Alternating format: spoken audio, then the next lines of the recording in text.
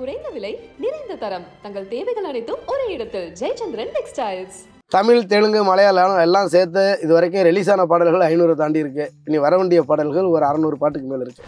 இப்போ சமீபத்தில் சோசியல் மீடியாவில் வந்து அந்தோனிதாசனுக்கு வேறு ஒரு முகம் இருக்கு அப்படின்ற மாதிரி ஒரு வீடியோ. ஆமா, சில நேரத்தில் ஈன்னு இருப்பேன். நான் பாட போனேன் ஜிவி சார் கதவை திறந்து அவர் தான் முன்னாடி உட்காந்துருந்தாரு. நான் சட்டையை கழட்டி விட்டு இப்படி போயிருந்தேன், டிஷர்ட் ஒன்று போட்டிருந்தேன். அப்படியே சட்டையை கழட்டி விட்டு பெரிய ஸ்டைலு காட்டுறேன், என்ன போய் ஹீரோ மாதிரி அப்படியே சார் இல்லை சார் வயிறு சட்டை மாட்ட முடியல அப்படின்னு சொல்லி ஜாலியாக போனேன். உங்களுக்கு love marriage Aney? Love and arrange marriage. அதை பற்றி எதுவும் சொல்ல முடியுமா? ஆமாம், அதை பற்றி சொல்லி ஏன் கேட்குறீங்க? அதை நான் சொல்லக்கூடாதுன்னு ஒரு இன்டர்வியூல நினைக்கிறேன். மிக விரைவில் வந்து என் பேர்லேயும் கான்செர்ட்டுக்கு இப்போ பேச்சுகள் போய்கிட்டு இருக்குது. எல்லா தலைநேரங்கள்லையும் ஒரு கான்செர்ட் பண்ணுறதுக்கு. அந்த கான்செர்ட் வந்து நானே அரசியல் பாட்டு பாட மாட்டேங்க. இந்த பாட்டு நான் ஸ்டாலின் தான் வராரு பாட்டு பாடினது வந்து நன்றி கடன். படிச்சுட்டு இசை பண்ணுறது தான் கரெக்டு, சரிங்களா? எல்லாருக்கும் எல்லாம் வந்துடாது. இப்போ நானே வந்து எவ்வளோ குறைகளோடு தான் பண்ணிக்கிட்டு இருக்கிறேன். அது இசையமைக்கிறவங்களுக்கு தான் தெரியும். எங்கள் அப்பா அம்மா வந்து நல்லபடியாக நான் பார்த்துக்கணும், நல்லது போல வாங்கி கொடுக்கணும்னு நினைக்கும் போது எங்கள் அப்பா அம்மா வந்து அப்பா செத்து போயிட்டாரு, அம்மா வந்து சுயநிலை இல்லாமல் இருக்காங்க. ஜாக்சன் அல்லடா, நியூட்டன் அல்லடா, ஜோக்கர் அல்லடா, மூன் வாக்கும் அல்லடா, ஸ்டாரும் அல்லடா, ஒன்னும் அல்லடா. தமிழில் பாடிக்கிட்டு இருக்கும்போது மலையாளத்தில் உங்களுக்கு வாய்ப்பு கிடைக்குது. ஸோ தமிழ்ல இருந்து மலையாளத்துக்கு எப்படி இந்த வாய்ப்பு அமைஞ்சது? தமிழில் நான் பாடிக்கிட்டு இருக்கும்போது எனக்கு முதல்ல கிடைச்சது மலையாளத்துக்கு முன்னாடி கன்னடா சாங் டகரு. கன்னடம் தான் ஃபஸ்ட்டு. டகரு சிவராஜ்குமார் சாரோட படம். மியூசிக் வந்து சரண்ராஜ்னு ஒருத்தர். ஆலாப் ஸ்டுடியோவில் தான் ரெக்கார்டிங் போகுது. ஒரு 7 மணி நேரம் நான் பாடினேன் இந்த பாட்டை. ரொம்ப சூப்பராக அந்த பாட்டை என்கிட்ட வாங்கினார் சரண்ராஜ். அப்படியே ஒரு வார்த்தையாக அவர் கஷ்டப்பட்டு அன்றைக்கி 7 மணி நேரம் நான் அவரை கஷ்டப்படுத்தியிருக்கேன். அவருக்கு அது கஷ்டப்பட்டு என்னை பாட வச்சதுனால இன்றைக்கி நான் கன்னடாவில் வந்து 90 பாட்டுக்கு மேலே பாடியிருக்கேன். அதுக்கப்புறம் விஷ்ணு விஜய் சார் முதல்ல அவர் கூப்பிட்டது வந்து அம்பிலியில் கேப்ரியேலிൻ്റെ ദർശന சாபல்யமாய் சர்வலோகர்க்கும் நன்மையேகும் காருண்யமாய் அப்படின்னு ஒரு கிறிஸ்மஸ் சாங்கு. இப்பவும் பயங்கரமாக பாட்டு, பட்டி தொட்டிலாம் போன பாட்டு. அந்த பாட்டை கொடுத்தாரு. அதுவும் இதே மாதிரி தான் ஒரு 7 மணி நேரம் 8 மணி நேரம் ஆணுச்சு அவருக்கு கொடுத்த அந்த வாய்ப்பு. அதுக்கப்புறம் 2ஆம் படத்தில் வந்து ஜாக்சன் அல்லடா, நியூட்டன் அல்லடா, ஜோக்கர் அல்லடா, மூன் வாக்கும் அல்லடா, ஸ்டாரும் அல்லடா, ஒன்னும் அல்லடா, என்னாலும் நாட்டாரே இந்நாட்டில் ஞான் ராஜா, மத்தானே கிக்கானே மச்சானே பாட்டு டான்ஸ் கலி அப்படின்னு வரும். சரியா? இன்னைக்கு ஒரு 88 பாட்டு போல பாடியிருக்கேன் மலையாளத்தில். இன்னைக்கு காலையில் கூட ஒரு பாட்டு பாடினேன். இப்போ நைட்டு ஒரு பாட்டு பாட போகிறேன். ரெண்டுமே செம சாங்கு. இது மாதிரி நல்ல நல்ல பாடல்கள்லாம் கிடச்சிக்கிட்டு இருக்கு. அதுக்கப்புறம் அதே மாதிரி தெலுங்குலேயே அதே மாதிரி தான். தெலுங்கில் தான் முதல்ல யாருக்கு பாடினேன்னு எனக்கு சரியாக இன்னைக்கு வரல. அதில் தெலுங்குல ஒரு 75 பாட்டு போல பாடியிருக்கேன். இப்போ சமீபத்தில் ஒரு ஆல்பம் சாங்கில் கூட பாடியிருந்தீங்க. ஆமாம், மச்சான் வச்சைரா வச்சைரா மாத்தோ வச்சைரா அப்படின்னு ஒரு பாட்டு. ஆமாம், அதுவும் சமீபத்தில் சம்மதம் இருக்குது. ஆமாம், வீடியோ நல்லா பண்ணியிருந்தாங்க. தமிழ், தெலுங்கு, மலையாளம் எல்லாம் சேர்த்து இது வரைக்கும் ரிலீஸ் ஆன பாடல்கள் 500 தாண்டி இருக்கு. இனி வர வேண்டிய பாடல்கள் ஒரு 600 பாட்டுக்கு மேலே இருக்கு. வேற லாங்குவேஜில் பாடல்கள் கூப்பிடுறாங்க, நம்ம தமிழையும் பார்த்துக்கிட்டுருவோம். ஸோ வேற லாங்குவேஜ் எப்படி இதை மெயின்டைன் பண்ணிக்கிறீங்க? ஒரு வேகம் இருக்கா? இல்லை, நம்ம இது எல்லாமே அங்கே அந்த கர்நாடகத்தில் கற்றுட்டு வந்தது தானே. அதில் ஒரு டைரி வச்சுருப்போம். இந்த ஊருக்கு இந்த தேதிக்கு இந்த ஊருக்கு போகணும், இந்த இது எழுதி வச்சுருப்போம். அதே ஃபார்முலாவை தான் இங்கேயும் ஃபாலோ பண்ணுறோம். ஒரு பாட்டு பாடும்போது இப்போ முன்கூட்டி நம்மகிட்ட கேட்பாங்கல்ல, அப்போ நம்ம அந்த வரிசைப்படுத்துறதுல கரெக்டாக இருக்கிறதுனால அந்த சிக்கல் இல்லாமல் போயிட்டுருக்கு. ஷூட்டிங்காக இருந்தாலும் சரி, இப்போ இன்னும் ஒரு 2 மாதத்துக்கு அப்புறம் 3 மாதத்துக்கு அப்புறம் வெளிநாட்டு ப்ரோக்ராம் இருக்கும். இப்போ நம்ம முன்னாடி வாங்கும்போது அந்த டேட்டை தள்ளி வச்சுட்டே வருவோம். அதனால் டேட்டு வந்து வரிசைப்படுத்தி இது பண்ணுறதுல கொஞ்சம் அனுபவம் இருக்கிறதுனால ஓடிக்கிட்டு இருக்கு நல்லபடியாக. நீங்கள் ஒர்க் பண்ண மியூசிக் டைரக்டரில் வந்து இமான் சாராக இருக்கட்டும் சரி, ஜிவி பிரகாஷ், அப்புறம் அனிருத், சாம் சிஎஸ், இவங்கெல்லாம் வந்து சிட்டியில் வாழக்கூடிய ஒரு ஆட்களாக இருக்காங்க. ஸோ இவங்க வந்து நாட்டுப்புற பாடல்களை வந்து எப்படி அடாப்ட் பண்ணி உங்களை பாட வைக்கிறாங்க. ஸோ அதை பற்றின ஒரு டிஸ்கஷன்லாம் இவங்ககிட்ட போயிருக்கும்ல? நான் பார்த்து பழகின இசையமைப்பாளர்கள் வரைக்கும் இது வரைக்குமே எல்லா இசையமைப்பாளர்களுமே வந்து ஒரு பாடகருக்கு உண்டான ஃப்ரீடம் கொடுத்து தான் வேலை வாங்கியிருக்கிறாங்க. அதே வேளையில் அவங்களுக்கு என்ன தேவையோ அதை கண்டிப்பாக கேட்டு வாங்கியிருக்கிறாங்க. அதில் எந்த ஒரு மாற்று கருத்தும் கிடையாது. ஒரு பாடகனாக வந்து முதல்ல அவங்க கொடுத்துருக்க டியூனையும் அவங்க அந்த டியூனுக்கு அவங்க கொடுத்துருக்க வார்த்தையோட ஆழத்தை புரிஞ்சுக்கிட்டு, அதுக்கப்புறம் அவங்க மியூசிக் பண்ணிக்கிறதுல அட்லீஸ்ட்டு 100க்கு 100 பண்ண முடியாட்டாலும் ஒரு 80%, 85%, 90% பண்ணால் கூட அவங்க மேட்ச் பண்ணிடுவாங்க. நம்ம அதோட நம்ம இம்ப்ரூவைஸ் பண்ணுறது கொஞ்சம் சேர்த்து பண்ணோம் அப்படின்னா அது அது அவங்களுடைய வாழ்க்கை.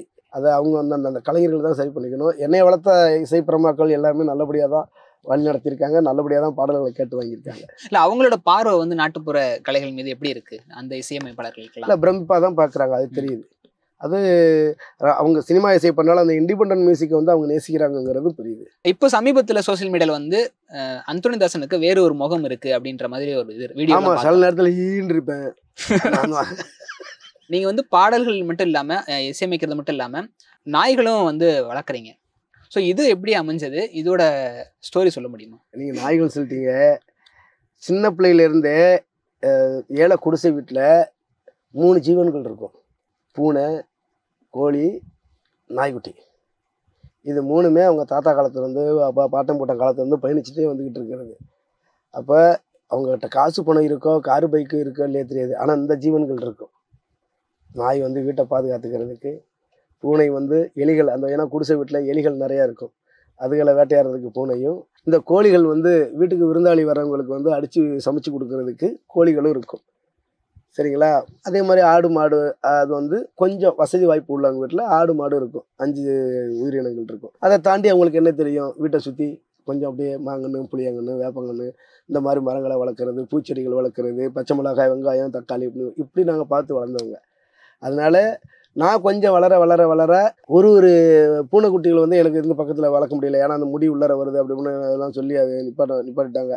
2வது நம்ம ஊரில் உள்ளவங்களுக்குலாம் ஒரு பழக்கம் இருக்குது. யாராச்சும் விருந்தாடி இருந்தாங்கன்னா டபக்குன்னு பூனையை பிடிச்சி அடித்து வெளுத்து சமைச்சு சாப்பிட்டு போயிட்டே இருப்பாங்க. அந்த மாதிரி அந்த காட்டு வயசான மனிதர்களாக இருந்தாங்க. அது வந்து ஒரு நோய், இந்த என்னமோ இடுப்பு வலிக்கணும் மருந்துன்னு சொல்லுவாங்க. அப்படி உள்ளவங்களாக இருந்தாங்கன்னு வச்சுங்களேன். நாய் வந்து நம்ம எப்போவுமே நம்மளுக்கு வீட்டில் செல்லப்பிராணியாக வளர்ந்துக்கிட்டு இருந்தது. எல்லா வகையான நாய்களையும் ஒன்று ஒன்றா தனித்தனியாக வாங்கி வளர்த்துக்கிட்டு இருந்தேன். அப்போ எனக்கு மயம் பிறந்து அவங்களுக்கும் அதே குணம் இருந்து அவனும் வளர்த்துக்கிட்டு இருந்தான். அப்புறம் திடீர்னு ஒரு சின்ன அந்த தோட்டத்தை வாங்கி அதில் வந்து தோட்டம் போகிறதுக்காக அதை பார்த்துக்கிறதுக்காக 2 நாய் வாங்கி வச்சுருந்தேன் டாபர் மேலில். அதோட என் பையன் கொஞ்சம் வளர ஆரம்பிச்சுன்னா அவன் என்ன பண்ணிட்டான், அவன் வந்து அப்பா நாய் பண்ண வைப்பா அப்படின்னு சொல்லிட்டு இருக்கிறவங்க மொத்தம் ஒரு 17 உருப்படி எல்லாமே வித்தியாசமான வெளிநாட்டு ரகமாக, நம்ம நாட்டு ரகமும் இருக்கும். இப்போ கன்னி, சிப்பிப்பாறை, முதோல், அந்த அலங்கு, இந்த மாதிரி பழைய நாட்டு நாய்களும் இருந்துச்சு. வெளிநாட்டு நாய்கள் ஜெர்மன் செப்பர்டு, இந்த டாபர்மேனு, கிரேடன்னு, டேன்லே 2-3 வகைரா இப்படிலாம் சேர்த்து ஒரு 17 இது இருந்துச்சு. நல்லா தான் இருந்துச்சு. எனக்கு என்னென்னா அங்கேருந்து பார்த்துக்க முடியல. இங்கே சினிமாவில் நம்ம இதை சென்னையிலே இருக்கிறதுனால என்னைக்காச்சும் ஒரு நாள் வீட்டுக்கு போவோம், ஒரு 2 நாள் தங்குவோம். வீட்டில் உள்ள பிள்ளைங்கள்ட்டையும் சரியாக பேச முடியாது. இந்த தோட்டத்துக்கு போனோம்னா நம்மளை பார்த்தோன்னா எல்லாமே குலைக்கும். அது பாவமாக இருக்கும். அது ஒரு குழந்தைங்க மாதிரி தானே. எல்லாத்துட்டையும் போய் அன்பை நம்ம சரியாக பகிர்ந்து கொடுக்க முடியல. அது கொஞ்சம் உறுத்திக்கிட்டே இருந்துச்சு. அந்த பாவத்தில் ஏன் நம்ம விழுகணும் அப்படின்னு, அது எங்கெங்கே இருந்தால் நல்லா இருக்குமோ அவங்கள்ட்ட ஒன்று ஒன்றா பிடிச்சி கொடுத்தாச்சு. யார் ஆசைப்பட்டாங்களோ அவங்கள்ட்ட பிடிச்சி கொடுத்துட்டீங்களா? கொடுத்துட்டு இப்போ வந்து கோழி பண்ண வச்சுருந்தேன். கருங்கோழி, இந்த கிண்ணி கோழி, வான்கோழி இதெல்லாம் வச்சுருந்தேன். இப்போ அதையும் கூட எடுத்துகிட்டு இப்போ வீடு கட்டுறதுக்காக அதில் பிளான் பண்ணிக்கிட்டு இருக்கேன். இதே எடுத்த செட்டப் எல்லாத்தையுமே என்னுடைய வாழ்நாள் நிச்சயமான ஆதரவற்றோர் முதியோர் இல்லம், ஒரு 20 ஏக்கர் 25 ஏக்கர் இடத்த வாங்கி அதை நடு சென்டரில் ஆதரவற்றோர் முதியோர் இல்லத்தை ஆரம்பிச்சுட்டு அதை சுற்றி ஆடு மாடு கோழி நாய் எல்லாம் பறவை இனங்கள் எல்லாம் வளர்க்கணும், விவசாயம் பண்ணணும் அப்படின்னு ஆசை இருக்குது. அதனால் அதுக்கு முன்னோட்டமாக பார்த்து வச்சுக்கிட்டேன் எதை எப்படி செய்யணும்னு. நான் இப்போ இங்கே ஒரு லெவலுக்கு வளர்ந்து அங்கே போய் நான் உட்கார்றதுக்கு சரியாக இருக்கும். அதனால் என்னுடைய கடைசி காலங்கள் குழந்தைங்களால் கைவிடப்பட்ட பெற்றோர்கள், கால்நடைகள், பச்சை பயிர், அந்த மரம் செடி கொடிகளோட தான் என்னுடைய கடைசி காலங்கள் நகரும். முதியோர் இல்லம் கட்டுறது தான் வாழ்க்கையோட லட்சியமா இருக்கு நீங்க. ஸோ அது எப்படி அமைஞ்சது? எங்கள் அப்பா அம்மா வந்து நல்லபடியாக நான் பார்த்துக்கணும், நல்லது பொழுது வாங்கி கொடுக்கணும்னு நினைக்கும் போது எங்கள் அப்பா அம்மா வந்து அப்பா செத்து போயிட்டாரு, அம்மா வந்து சுயநிலைவு இல்லாமல் இருக்காங்க. நம்மளுக்கு செய்கிறதுக்கு இருக்கிறோம், ஆனால் கடவுள் அப்பா அம்மா கொடுத்து வைக்கல அதை சாப்பிட்றதுக்கு. நானும் நிறைய பேருக்கு வந்து அப்பா அம்மா இருந்தும் அவங்களால செய்ய முடியாமல் ஆதரவற்ற இல்லத்துலேயும் தெருவுலையும் விடும்போது அவங்கள பார்க்கும்போது பாவமாக இருக்குது. சரி, நம்ம அப்பா அம்மாவுக்கு செய்ய முடியல, சரி மற்ற அப்பா அம்மா நம்ம அப்பா அம்மா தத்தெடுத்து செய்யலாமே அப்படின்னு முயற்சி பண்ணுறேன். 2வது நம்மளுடைய நோக்கம் வந்து விவசாயம் பண்ணணும். அப்படிங்கிறப்ப இதை வயசானவங்களோட நல்லா பார்த்துக்கிறதுக்கு ஆள் கிடையாது. ஸோ முடியாதவங்களுக்கு நம்ம சாப்பாடு கொடுத்து மருத்துவம்லாம் பண்ணி அங்கே பார்த்துக்குருவோம். முடிஞ்சவங்களுக்கு வந்து அவங்களுக்கு சம்பளம் கொடுத்து அங்கேயே வேலை கொடுப்போம். அப்போ அவங்களுக்கு என்ன ஆகுனா இன்னும் கொஞ்சம் நம்மளுக்கு சம்பளம் வருது, நம்ம உழைக்கிறோம். ஏன்னா அவங்க சும்மா இருக்க மாட்டாங்க, அப்போ இருந்தே கஷ்டப்பட்டு வந்தவங்க. ஒரு வயசான நடக்க முடியாத ஒரு அம்மாவாக இருந்தால் கூட நவுந்து அப்படியே கூட்டிக்கிட்டாச்சும் அந்த இடத்த சுத்தமாக வச்சுருப்பாங்க. அவங்களுக்கு நல்லது செய்யணும், அவ்வளோதான். அவங்கள பார்த்துக்கணும், அவங்களுக்கு வேலை செய்ய வைக்கணும்னு சொல்கிறது கூட அவங்க மனசில் ஒரு புத்துணர்ச்சி தெம்ப வர வைக்கணுங்கிறது தான் என்னுடைய நோக்கம். ஸோ அவங்களுக்கு ஒரு அரணா இருக்கணும், அவ்வளோதான். ஒரு ஆலமரமாக இருக்கணும். நான் சொன்னல, புரியுது. பறவை என்ன செய்யுது, ம். பழங்களை சாப்பிட்டு அங்கங்கே போய் அதோட எச்சங்களை போட்டு காடுகளை வளர்க்குது. காடுகள் என்ன செய்யுது, மனிதர்களுக்கும் கால்நடைகளுக்கும் நிழலை தருது. அது மாதிரி மனுஷனும் வாழ்ந்துட்டு போகணும், அது மாதிரி நம்ம வாழணும் அப்படின்னு ஆசைப்படுறேன், அவ்வளோதான். ஸோ இப்போ ஒரு சில ஃபோட்டோஸ் காட்டுறான். ம். ஸோ அதோட மெமரிஸ் நீங்கள் சொல்லணும். So first photo wait and see. இது நியாயமா? இல்லை பாடியிருக்கிறேன், ஒரு படத்தில் பாடியிருக்கேன். தனு சார் வந்து அதை பாட்டு எழுதியிருக்கிறாரு, ஒரு ஜிவி சார் வந்து மியூசிக் பண்ணியிருக்கிறாரு. நான் பாட போனால் ஜிவி சார் கதவை திறந்து அவர் தான் முன்னாடி உட்காந்துருந்தார். நான் சட்டையை கழட்டி விட்டு இப்படி போயிருந்தேன், டிஷர்ட் ஒன்று போட்டிருந்தேன். ஆனால் அப்படியே சட்டையை கழட்டி விட்டு பெரிய ஸ்டைலு காட்டுறேன், என்ன போய் ஹீரோ மாதிரி அப்படியே சார் இல்லை சார் வயிறு சட்டை மாட்ட முடியல அப்படின்னு சொல்லி ஜாலியாக போனேன்.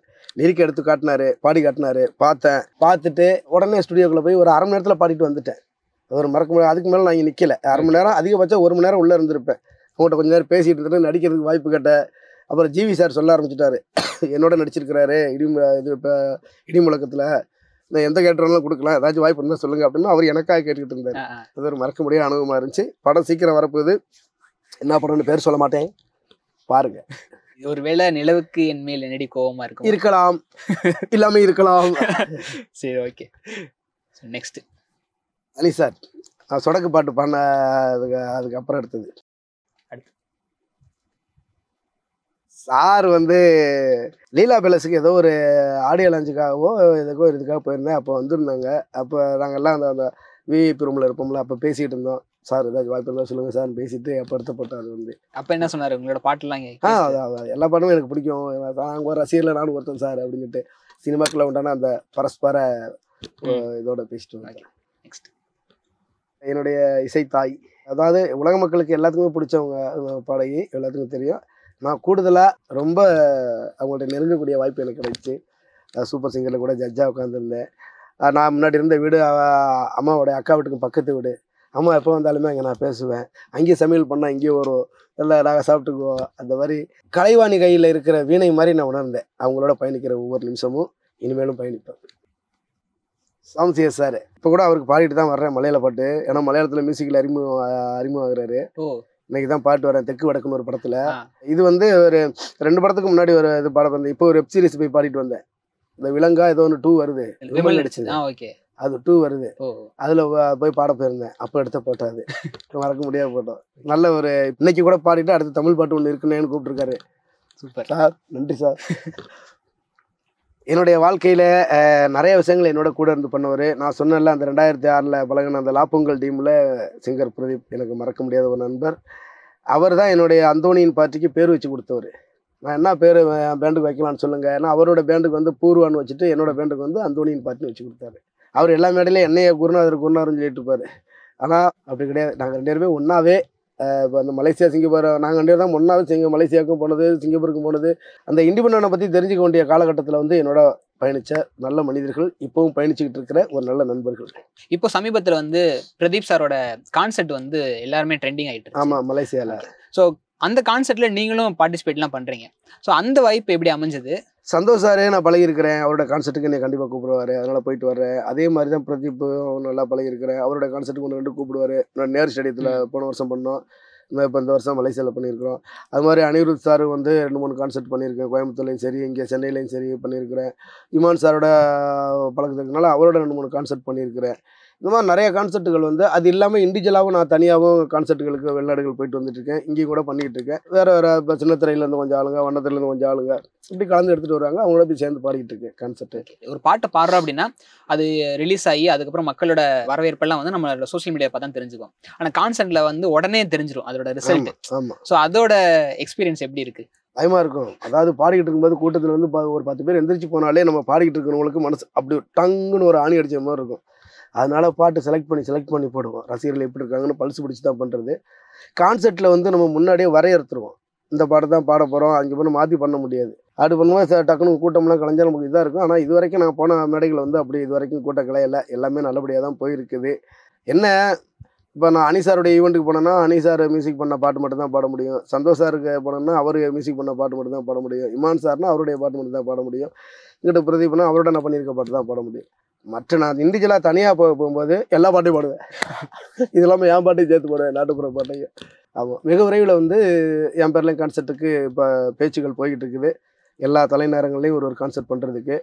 அந்த கான்செர்ட் வந்து முழுக்க முழுக்க அதிரடியாக ஆட்டமாக தான் இருக்கும். உள்ளர வந்து ஆடியன்ஸ் வந்துட்டு போகிற வரைக்கும் போகும்போது ஆண்கள்லாம் சட்டையை கழட்டி புழிஞ்சிட்டு போகிறது மாதிரி தான் இருக்கும். அந்த மாதிரி ஒரு வைப்பாக தான் இருக்கும். ஒரே ஆட்டம் பாட்டமாக தான் இருக்கும்.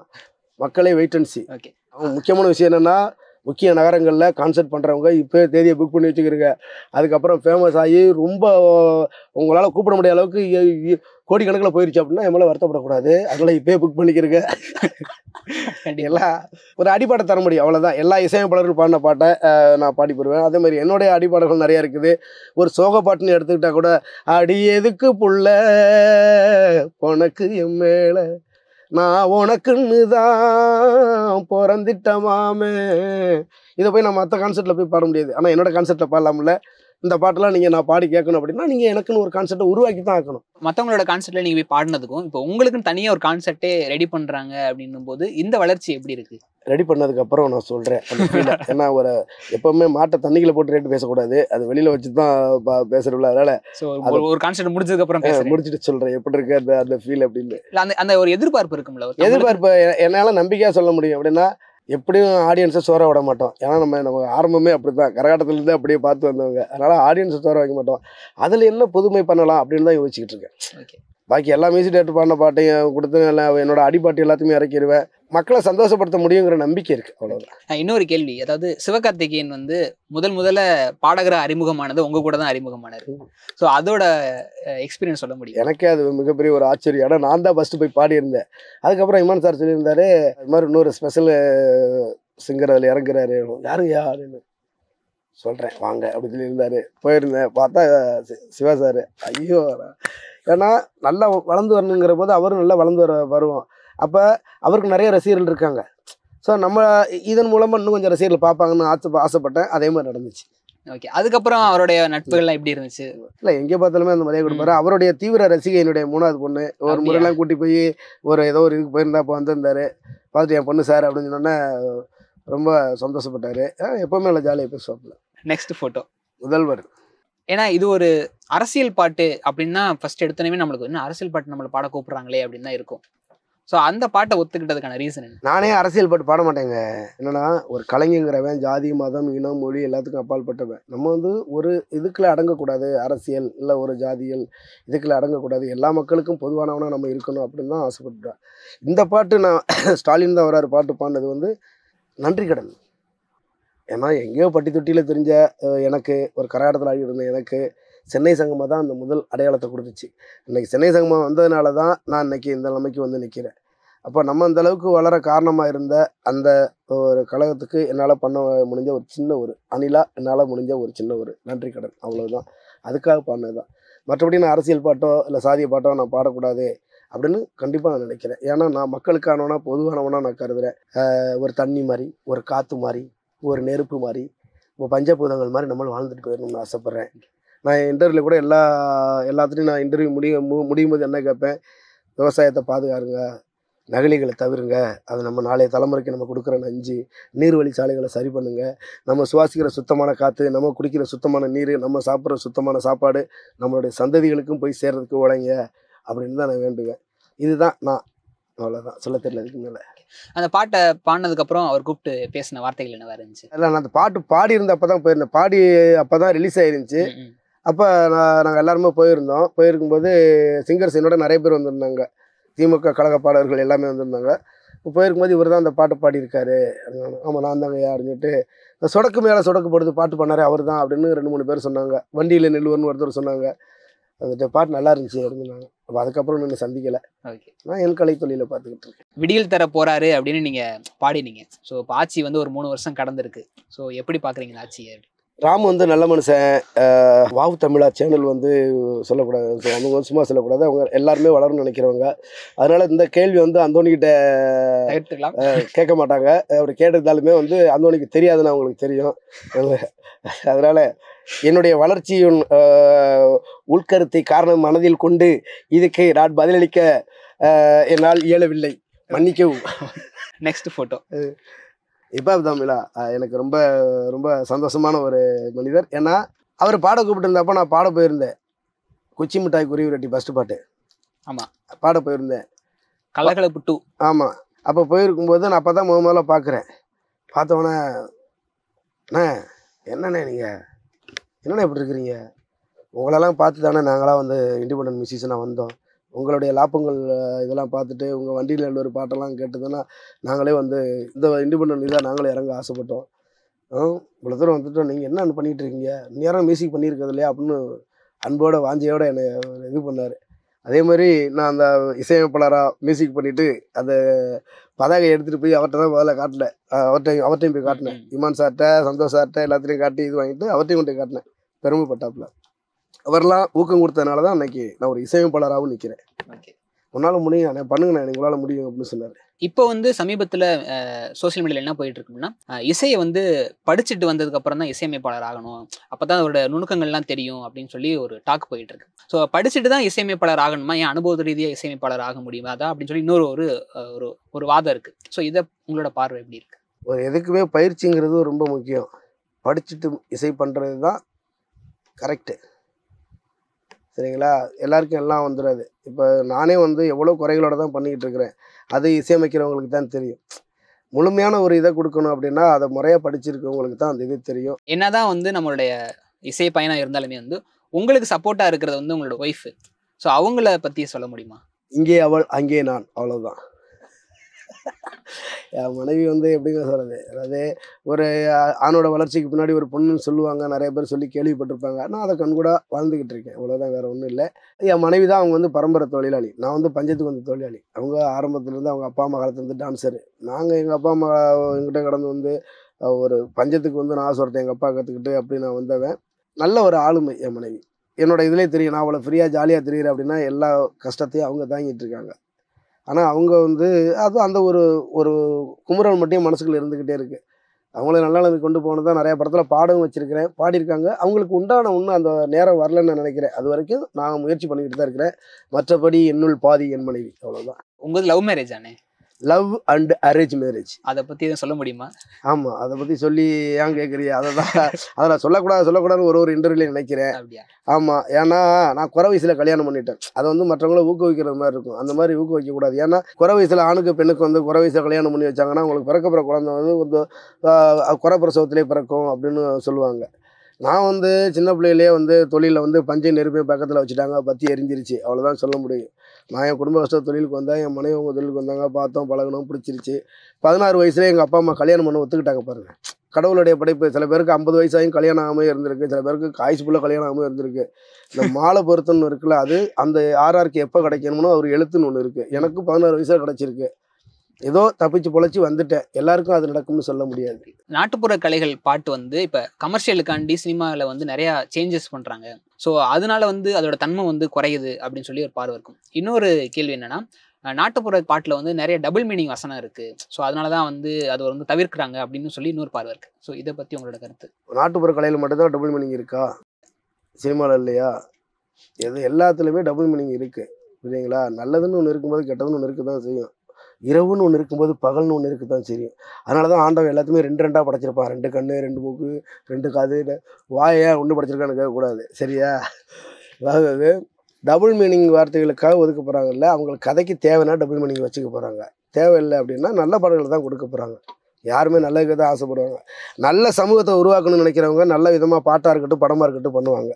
அவங்க வளரணும், அவங்க மாதிரி ஆளுங்கள் வளரணும் அப்படின்னு வேண்டிக்கிடுவோம். ஒரு செக்மெண்டோட முடிச்சிடலாம். நீங்கள் பாடின பாடல்கள், அதாவது நாட்டுப்புற கலைகளாக இருக்கட்டும் சரி, சினிமா பாட்டாக இருக்கட்டும் சரி, இப்போ இருக்கக்கூடிய ஒரு சிச்சுவேஷன் சொல்கிறேன், பசங்களுக்கோ ஒரு பொண்ணுங்களுக்கோ இருக்கக்கூடிய சிச்சுவேஷன் சொல்கிறேன். ஸோ இந்தந்த பாட்டங்கள்லாம் டெடிகேட் பண்ணிக்கலாம் அப்படின்னு சொன்னால் எப்படி இருக்கணும்? ஸோ முதல்ல வந்து ஒரு பொண்ணை பார்த்தோன்னையும் அவனுக்குள்ள ஒரு ஃபீல் வருது. அதுக்கு உங்களோட பாடல்களில் இந்த பாட்டை அவன் பாடினா நல்லாயிருக்கும் அப்படின்னு. உனக்கர ஓரத்துல உனக்காக காத்து இருப்பேன், உன்னோடு நான் ஒன்னா பேசணும், அதனால என் கண்ணுக்கு முன்னே வந்து நிற்க வேணும் வச்சுக்கலாம். அந்த பொண்ணு அவனை ஏற்றுக்கல. கண்ணுக்குள்ள கருப்பு நிலா காட்டி வரும் அம்சம், ஆண்களை சிறை எடுத்து அடக்கி வைக்கிற வம்சம், நெஞ்சுக்குள்ள வெடிக்கிறிய தீபாவளி வெடியா, உள்ளத்துல தூவுரிய காதல் எனும் பொடியா, உண்மையா சொல்ல போனா என்மேல் பெரும் பலியா, என்மேல் பெரும் பலியா, கண்ணையும் பெண்ணையும் நம்பி திரியும் தம்பியே நில்லு, ஒரு காரணம் கேளு, அந்த கண்ணையும் பெண்ணையும் நம்பி நீ ஏமாறும் போது என் பாட்ட கேளு, அந்தோணி பாட்ட கேளு. இது எப்படின்னு, இது ஆல்ரெடி இருந்த பாட்டா இல்ல? என்னோட பாடல்கள் நிறைய, அதை சொல்லல, இனிமேல் தான் என்னுடைய ஃபோக் மாலி ரெக்கார்ட்ஸ்ல என்னுடைய பழைய பாடல்கள் எடுத்து அந்தோணிதாசனின் அந்த கால பாடல்கள் அப்படின்னு ரிலீஸ் பண்ண போறேன். இதெல்லாம் என்னுடைய பழைய பாட்டு. இப்ப அடுத்த ஒரு சிச்சுவேஷன், இப்ப அந்த பொண்ணு ரிஜெக்ட் பண்ணி வச்சு இவன் ஃபீல்ட்ல இருக்கான், பசங்க வந்து ஃப்ரெண்ட்ஸ் வந்து அவனுக்கு ஒரு தூணா நிக்கிறாங்க. எனக்கு இந்த டக்குனு ஞாபகம் வரல, மன்னிச்சுக்கிறேங்க. அடுத்து இப்ப அந்த பொண்ணு நினைச்சு அவன் வந்து ஃபீல்ட்ல இருக்கப்ப இன்னொரு பொண்ணு அவனை லவ் பண்ணுது, அந்த காதல நினைச்சுக்கிட்டு இருக்காத நான் வரேன் அப்படின்னு சொல்லி லவ் பண்ணுது. ராபிட் ஃபயர் மாதிரி இருக்கா? யோசிங்க. இல்ல என் பாட்டுகளே இருக்கும், டக்கு டக்குன்னு கேட்டோன்னே எனக்கு அந்த இதுல வரல. ஆனா இப்படி வந்து நீங்க கேட்பீங்கன்னு நான் கொஞ்சம் கூட எதிர்பார்க்கல. ஏன்னா சில இப்போ இன்டர்வியூல வந்து நிறைய எழுதி இது கேட்க போறோன்னு சொல்லுவாங்க. ஆனா இது வந்து குதர்க்கமா கேட்டிருக்கிறீங்க. உங்களுக்கு நிறைய பாடல்களை வரிசையா வாவு தமிழெல்லாம் அடுத்த இன்டர்வியூல நான் கண்டிப்பா கொடுப்பேன். இதுக்குள்ள சொல்யூஷனோட அந்த சினிமா பாடல் வேணா அந்த மாதிரி பாடல்கள் நான் பாடுவேன். புரியுங்களா? பழைய பறவை போல ஒன்று பறந்து வந்ததே, புதிய பறவை எனது நெஞ்சை மறந்து போனதே, என்னை கொஞ்சம் உறங்க வைத்தால் வணங்குவேன் தாயே, இன்று மட்டும் அமைதி தந்தால் உறங்குவேன் தாயே, உறங்குவேன் தாயே. சூப்பர், எக்ஸ்பிரஷன் பயங்கரமா இருக்கு. அந்த லவ் சேர்ந்துருச்சு, ரெண்டாவதா வந்து ஒரு லவ் சேர்ந்துருச்சு, அவனை புரிஞ்சுக்கிட்டு வந்து ஒரு லவ் சேர்ந்துருச்சு. சோ இவங்களுக்கு ஒரு காதல்.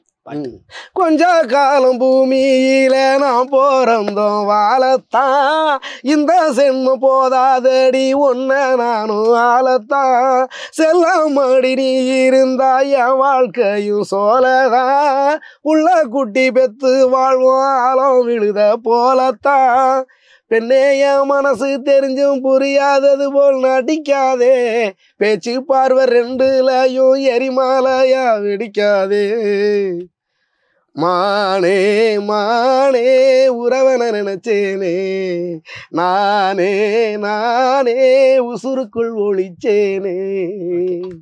பல போராட்டங்களுக்கு அப்புறம் இந்த கப்பல் வந்து சேர்ந்து கல்யாணம் பண்ணிட்டாங்க. ஒருவர் சொல்ல ஒருவர் கேட்டு ஒன்னோ ரெண்ட பெத்து போட்டு ஒன்றாக வாழ வேணும் நாட்டுல, தஞ்சை அந்தோணிதாசன் சொல்லி வந்த பாட்டுல, எல்லாரும் ஒன்றாக வாழ வேணும் நாட்டுல, தஞ்சை அந்தோணிதாசன் சொல்லி வந்த பாட்டுல பாட்டுல பாட்டுல. அந்த பையன் வந்து மத்த பசங்களுக்கு அட்வைஸ் பண்றான், நீ வந்து ஒரு அந்த பையன் மருந்து குடிச்சிட்டு செத்து